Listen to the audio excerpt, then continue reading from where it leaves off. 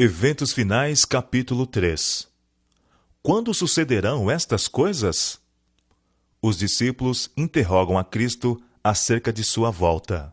As palavras de Cristo foram proferidas aos ouvidos de grande número de pessoas.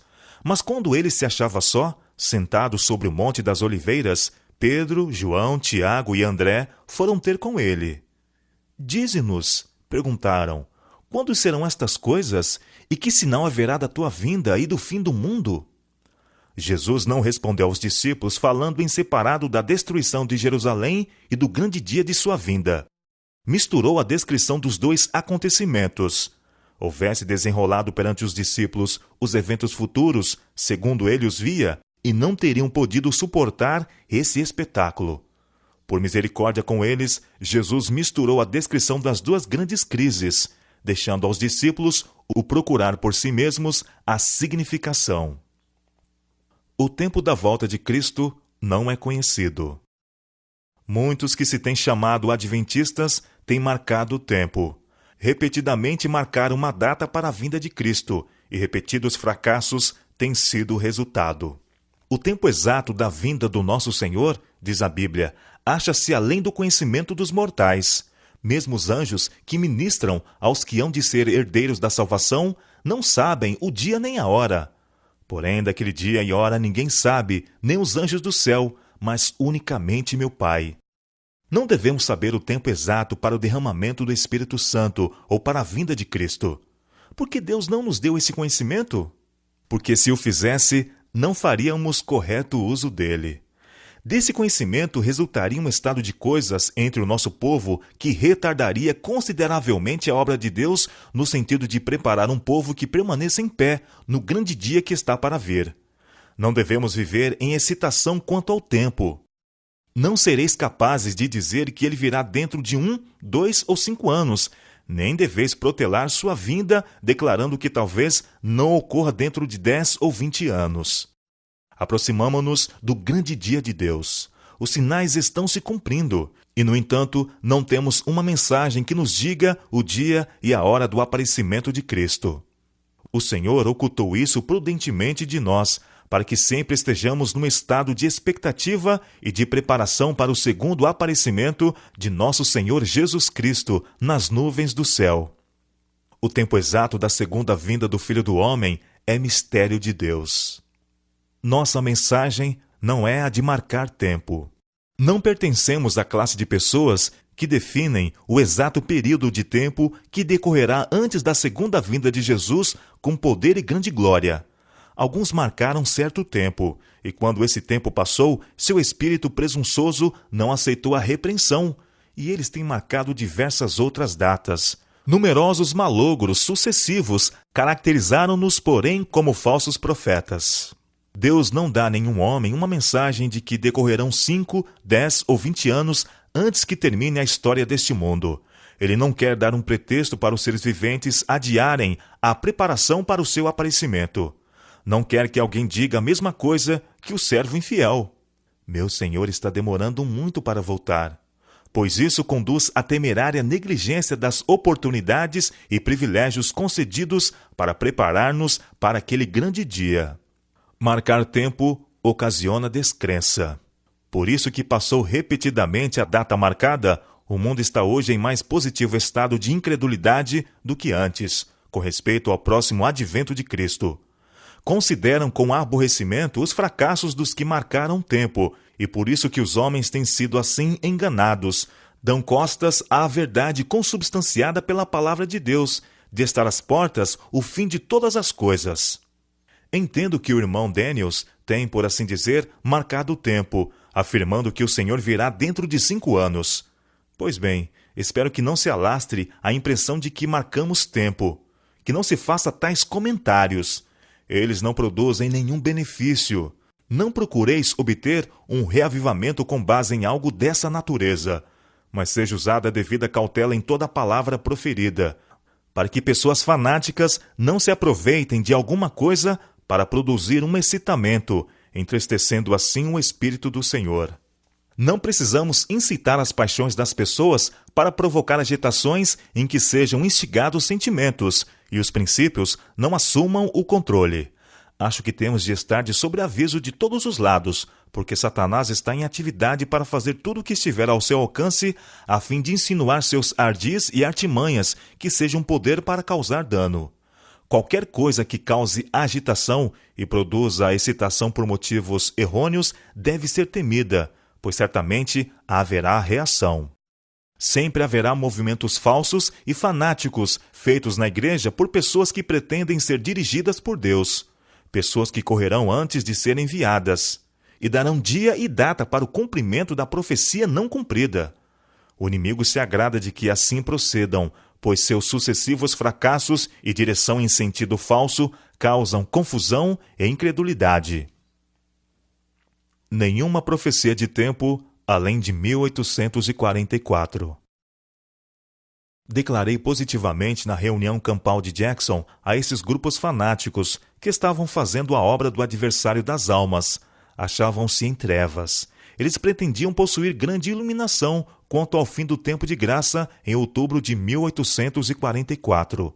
Declarei ali em público que o Senhor fora servido de mostrar-me que não haveria nenhum tempo definido na mensagem dada por Deus desde 1844. Nossa posição tem sido a de esperar e vigiar, sem proclamações de algum tempo para interpor-se entre o fim dos períodos proféticos em 1844 e o tempo da vinda de Nosso Senhor. O povo não terá outra mensagem sobre um tempo definido.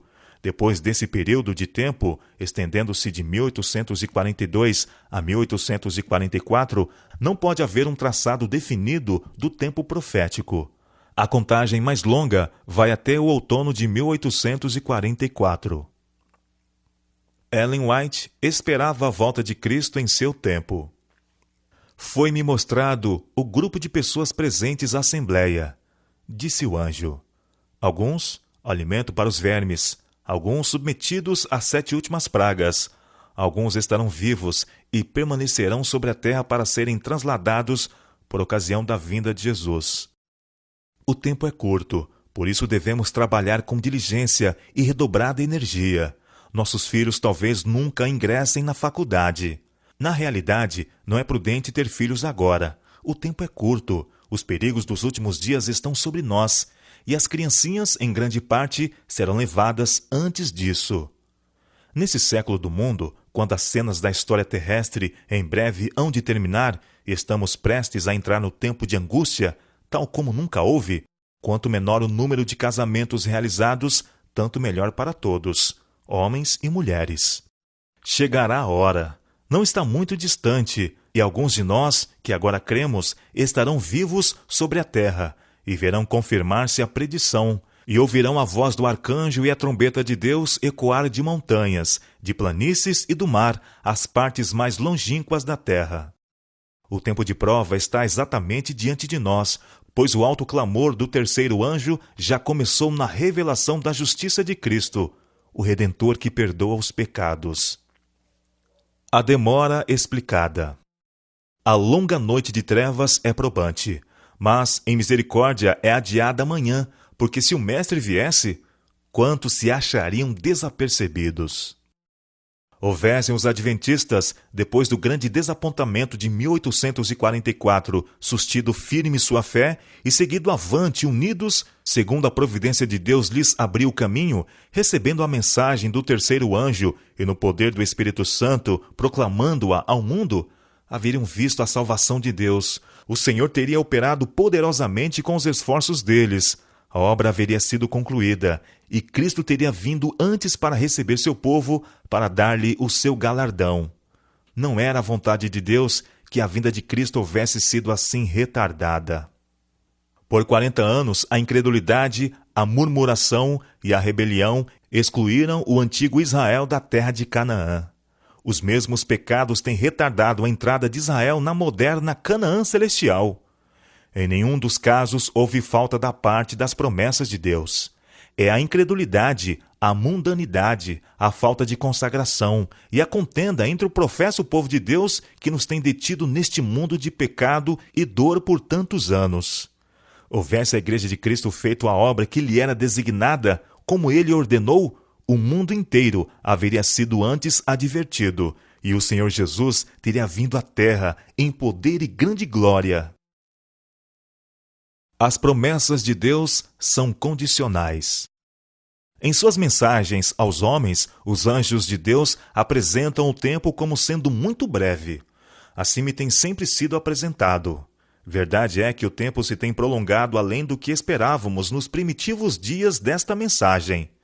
Nosso Salvador não apareceu tão breve como esperávamos. Falhou, porém, a palavra de Deus? Absolutamente. Cumpre lembrar que as promessas e as ameaças de Deus são igualmente condicionais. Talvez tenhamos de permanecer muitos anos mais neste mundo por causa da insubordinação, como aconteceu com os filhos de Israel. Mas, por amor de Cristo, seu povo não deve acrescentar pecado a pecado, responsabilizando a Deus pela consequência de seu próprio procedimento errado. Pelo que Cristo está esperando. Cristo aguarda com fremente desejo a manifestação de si mesmo em sua igreja. Quando o caráter e Cristo se reproduzir perfeitamente em seu povo, então virá para reclamá-los como seus. Todo cristão tem um privilégio não só de esperar a vinda de nosso Senhor Jesus Cristo, como também de apressá-la. Se todos os que professam seu nome produzissem fruto para sua glória, quão depressa não estaria o mundo todo semeado com a semente do Evangelho. Rapidamente amadureceria a última grande seara e Cristo viria recolher o precioso grão. Dando o Evangelho ao mundo, está em nosso poder apressar a volta de nosso Senhor. Não nos cabe apenas aguardar, mas apressar o dia de Deus. Ele pôs ao nosso alcance, mediante a cooperação com Ele, levar esta cena de miséria a termo. Um limite à clemência de Deus. Com infalível precisão, o Ser Infinito ainda mantém, por assim dizer, uma conta com todas as nações. Enquanto sua misericórdia se oferece com convites ao arrependimento, esta conta permanecerá aberta.